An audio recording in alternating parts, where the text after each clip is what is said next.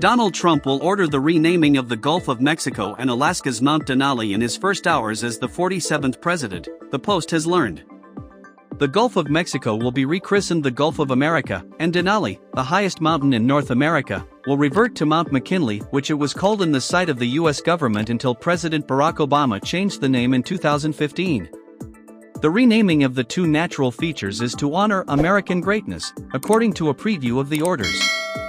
President Trump is bringing common sense to government and renewing the pillars of American civilization, the document says.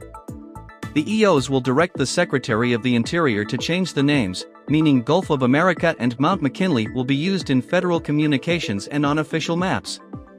It was not immediately clear whether the order mandates use of the new names in schools or in non-federal settings. The draft document indicated the return of Mount McKinley is of special importance to Trump, with a summit elevation of 20,310 feet making it the tallest peak in North America. The federal government officially dubbed it Mount McKinley in 1917 in honor of William McKinley, the Republican president who had been assassinated 16 years before. McKinley has been an inspiration for Trump, both in terms of his tariff policies and his expansion of U.S. territory following the Spanish-American War. McKinley was a very good, maybe a great president, Trump said at a December Turning Point USA rally in Arizona. They took his name off Mount McKinley, right? That's what they do to people. Now, he was a great president, very good president. At a minimum, he was a very good businessman. He was a businessman, then a governor, very successful businessman. President McKinley is honored for giving his life for our great nation and dutifully recognized for his historic legacy of protecting America's interests and generating enormous wealth for our nation, the draft reads. Obama ordered Mount McKinley to be renamed to Denali to honor the indigenous name of the mountain used by the Koyukon Athabascans, the original inhabitants of Alaska. The Alaska legislature had asked the federal government to change the name in 1975.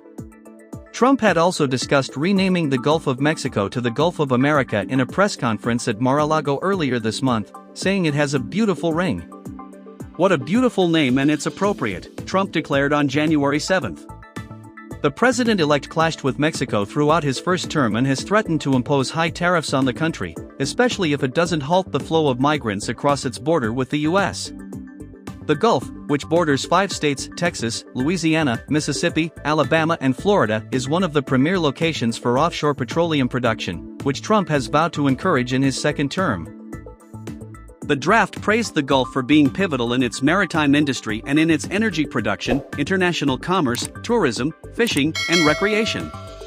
Trump, 78, is expected to sign off on the orders in the president's room at the Capitol following his swearing-in. He may also sign the orders at the White House following the inaugural parade. The 47th president is expected to sign nearly 200 executive actions by the end of his first day in office.